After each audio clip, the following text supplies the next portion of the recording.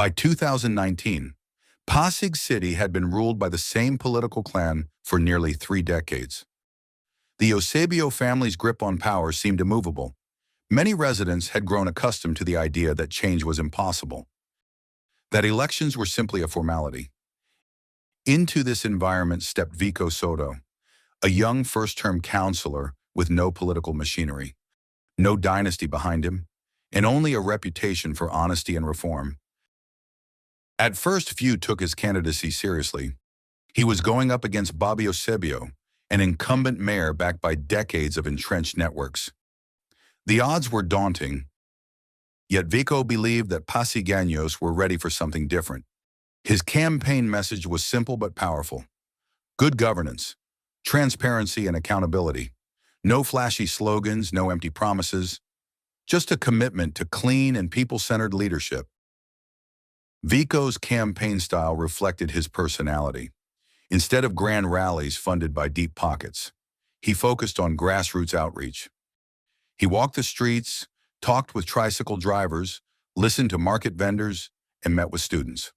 His approachable manner and quiet sincerity struck a chord with ordinary citizens who had long felt ignored. Social media also played a crucial role.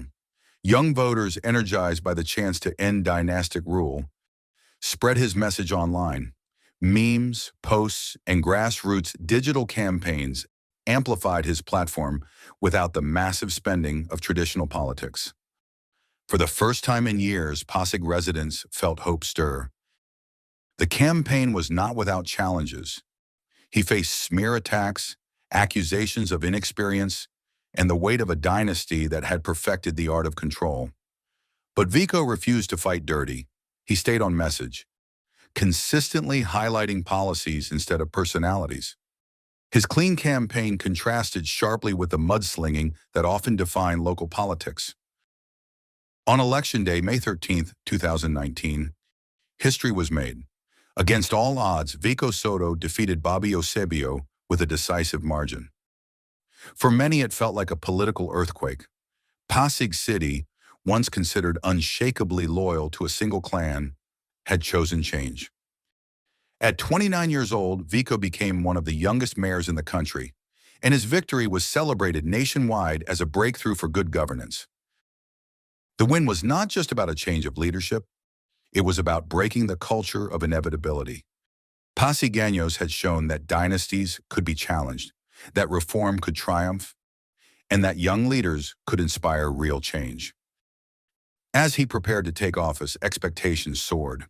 People who voted for him believed not just in Vico Sotto the man, but in what he represented.